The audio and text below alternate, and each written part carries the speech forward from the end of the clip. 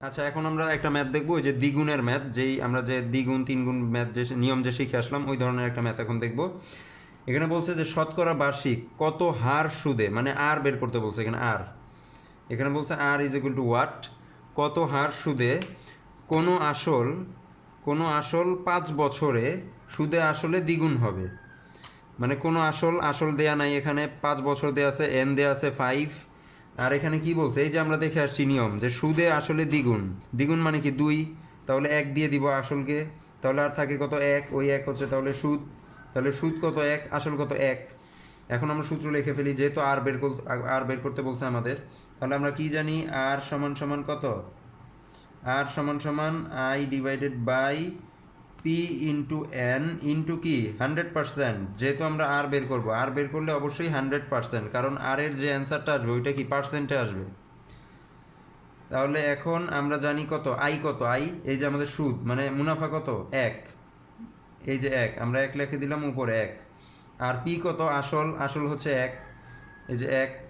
আর into এখানে N কত দেওয়া আছে 5 বছর, 5 ইন্টু কত 100%, ইন্টু 100%। শেষ, আমাদের বসানো শেষ, অঙ্ক শেষ। এখন জাস্ট কাটাকাটি করলেই অ্যান্সার। তাহলে এই যে এখানে আমরা 5কে কি কাটতে পারি না, 100, 5কে কাটলে কত, 5 20-এ কত, 5 20-এ 100। তাহলে আমাদের অ্যান্সার কি হবে, 20% আমাদের অ্যান্সার। এই যে এটা আমাদের অ্যান্সার 20%। আচ্ছা, এটা তো আমাদের অ্যান্সার হলো 20%। এখন এই ম্যাথটাতেই যদি আমাদের এখানে দ্বিগুণের জায়গায় থাকতো কত, 3 গুণ, আমাদের এখানে যদি দ্বিগুণের জায়গায় থাকতো কি, আমাদের এখানে যদি দ্বিগুণের জায়গায় থাকতো 3 গুণ, 3 গুণ যদি দেওয়া থাকতো যে শতকরা বার্ষিক কত হার সুদে কোনো আসল 5 বছরে সুদে আসলে 3 গুণ হবে, তাহলে আমাদের কি হইতো, অ্যান্সার কত হইতো। তাহলে আমরা কত 3 গুণ যেহেতু আছে, তাহলে 1 দিয়ে দিতাম আসলকে 1, আর বাকি থাকে কত 2, 2 দিতাম সুদ, 2 হচ্ছে সুদ। তাহলে এখন যদি আমাদের সুদ 2 হয়, তাহলে এই সূত্র অনুযায়ী যদি আমরা লিখি তাহলে কি হয়, এখানে আই কত 2, আর নিচে আমাদের কত আসে, নিচে আসে হচ্ছে আসল আমাদের 1 ইন্টু এন কত, এন 5 ইন্টু 100%, তাহলে কি হয়, 5 দিয়ে কাটলে এখানে 5 20-এ 100, আর এদিকে 2 2 4, অর্থাৎ 40% হইতো আমাদের অ্যান্সার। আচ্ছা, এখন আমরা আরেকটা ম্যাথ দেখব। এই ম্যাথটায় বলা হয়েছে যে সুদের হার কত হলে 100 টাকা সরল সুদে 8 বছরে দ্বিগুণ হবে। অ্যান্সারগুলো দেওয়া আছে হচ্ছে 12.5, 16%, 10%, 10.5%। যে সুদের হার কত হলে, মানে আমাদের আর বের করতে হবে আর। তাহলে আমরা আর এর সূত্রটা কি জানি, R is equal to I divided by কত, পি ইন্টু এন, আর ইন্টু কি 100%, 100%। যেহেতু আমরা আর বের করলে কি অবশ্যই অ্যান্সারটা কি পার্সেন্টে হবে, এর মানে 100% গুণ দিতে হবে। আচ্ছা, এখন দেখি যে এখানে আর কি বলা হয়েছে, যে সুদের হার কত হলে 100 টাকা সরল সুদে, 100 টাকা, 100 টাকাটা কি আমাদের এখানে পি, 100 টাকা সরল সুদে 8 বছরে দ্বিগুণ হবে। 100 টাকা কি 200 টাকা হবে, 100 টাকা 200 টাকা হবে, 100 টাকার দ্বিগুণ, যেহেতু 100 টাকা দ্বিগুণ হবে 8 বছর পর, 8 বছর পর এই 100 টাকাটা কি হবে, দ্বিগুণ হবে। দ্বিগুণ হওয়া মানে কি, 100 টাকার দ্বিগুণ মানে কি 200। এখানে 100 যদি হয় আমাদের পি, তাহলে এই 200টা কি 200, 8 বছর পরে যে দ্বিগুণ হয়েছে 200 টাকা হয়েছে, এটা কি আমাদের আই, এটা কি সুদ, না এটা কিন্তু সুদ না, এটা কিন্তু হচ্ছে আমাদের এ, মানে সুদ আসল, মানে টোটাল অ্যামাউন্ট, যেটা আমরা আগে সূত্র দেখে আসছি যে টোটাল অ্যামাউন্ট। কারণ এই যে 100 টাকা আমার 8 বছর পরে কি টোটাল অ্যামাউন্ট কত হয়েছে, 200 টাকা হয়েছে। মানে 100 টাকা 8 বছর পরে 100 টাকা আমি দিলাম, 8 বছর পরে আমি 200 টাকা পাইলাম, সুদ প্লাস আসল। এখানে সুদ অ্যাড হয়ে এটা 200 টাকা হয়েছে।